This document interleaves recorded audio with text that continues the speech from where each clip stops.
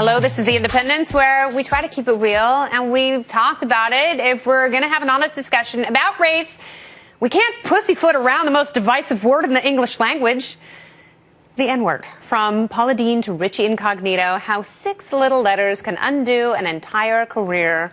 Just a warning, some of the language might get a little raw. Blame Camille. I do. Why are we so obsessed with this word?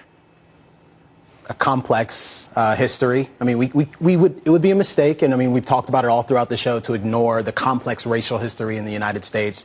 Nigger is a word that has a tremendous, you couldn't even see them all grimacing when I said it. Nigger is a word that has a tremendous amount of historical baggage attached to it, but it also has a contemporary context as well. And I think there's something really, really important about the fact that I can say it. Yeah. And that all of you are so uncomfortable saying it. When do you get uncomfortable hearing a white person say that? I only do when the intention is there. I mean, what do you mean? If there is an actual intention to be, well, one, someone could just be trying to be provocative. Yeah. And that can make you I've heard one of your friends do that, and I was offended because he sounded like a douchebag. I'm not certain who this person is, and, and again, calling them my friend may be a little too generous. Well, I didn't say his name or hers. It could be a her. Then again,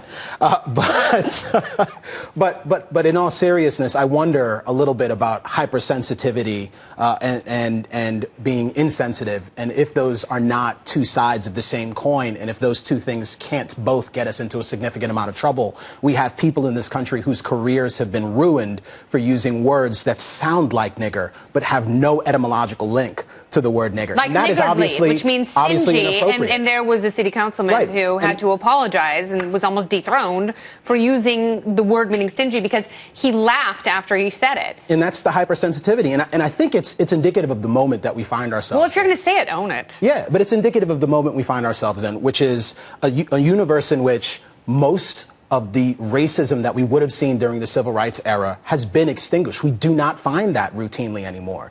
And people are, in fact, manufacturing incidents of racism on a regular basis and finding various things that outrage them, calling it racist. And nigger is a word that is used routinely in hip-hop music, for example. Well, no. And is owned by that community. NIGGA is used.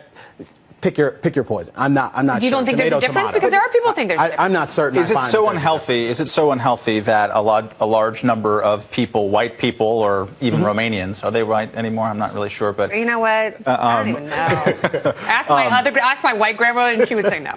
God rest her soul in heaven. That's a topic for another show. All the different ethnicities that were not considered to be white 100 years ago, but now are. But I mean, it's actually, couldn't it be a sign of health that a large number of people think, hey, this word is inadvisable. It makes my ears bleed hearing it, because I heard a cop growing up in my neighborhood talk about how we used to haul the N-word back, because who's going to believe an N-word? And that is awful. But no, I don't think it's a sign of health. I actually think it's a reflection of a tremendous hypocrisy that is pervasive in our society. Where I can say any number of things about race that you simply can't say. I can make observations that you're not allowed to make because it might jeopardize your career or any good thinking person's sensibility about the good kind of guy Matt Welch is. My grandmother never used the N-word. She used the word Canadians.